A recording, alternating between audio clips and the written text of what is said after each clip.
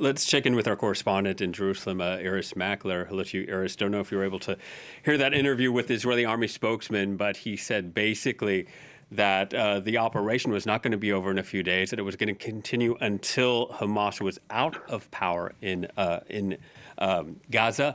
Can you give us an update on the latest developments, where you are, the casualties, what's next? What I am hearing is I'm speaking to you from upstairs in my house because for the past hour, there have not been any rocket attacks here or in Tel Aviv, but there are continuous rocket attacks, relentless in the south of the country.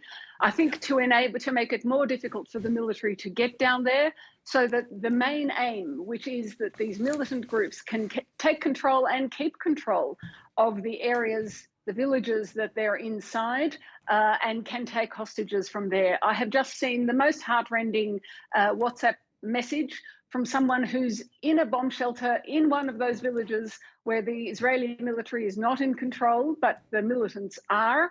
And he says, I can't call anyone because they'll hear our voices. They're now burning our house above us, on top of us, and we are now finding it hard to breathe.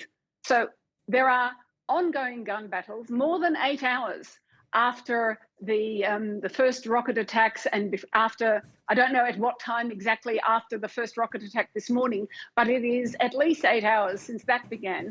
And we are still seeing that the Israeli military is not in control. They put out a statement saying it's not clear which settlements, which villages are free now, or back to being under Israeli control. And when we see the messages from people on the ground, and I hear interviews with people, and they say, I can't speak loudly because the gunfire is ongoing. So you can see that this operation has been both audacious and in its own terms very successful, because it's still ongoing more than 8 hours after it began. And Irris, considering this surprise attack caught the whole country off guard, how are people reacting to it, and has there been criticisms of the Israeli government for its handling of this attack? At the moment, what most people are saying is how horribly reminiscent it is for them of the attack in October 1973. Now it's October 1923. It's 50 years and 1 day since the massive surprise attack against Israel from 3 countries at that time, from the north and the south. But this is not as extensive, but I think the shock does seem to be as great. People are in shock. There has not yet been major criticism. There have been these piteous calls from people saying, where is our military? People who are stuck in the south, stuck following the military's instructions inside their homes. The village where I live is really, really quiet. Everybody is in their homes, even though for the past hour there have not been rocket attacks here.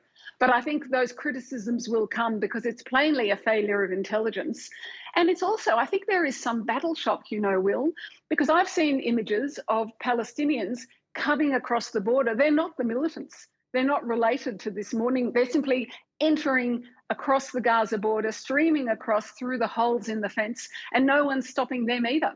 So it seems as if the Israeli military is, partly because of the Jewish holiday and partly because of the battle shock, a bit slow to respond. All right, Irris, thank you very much. Irris Makler reporting from Jerusalem. A lot of chaos indeed this Saturday morning.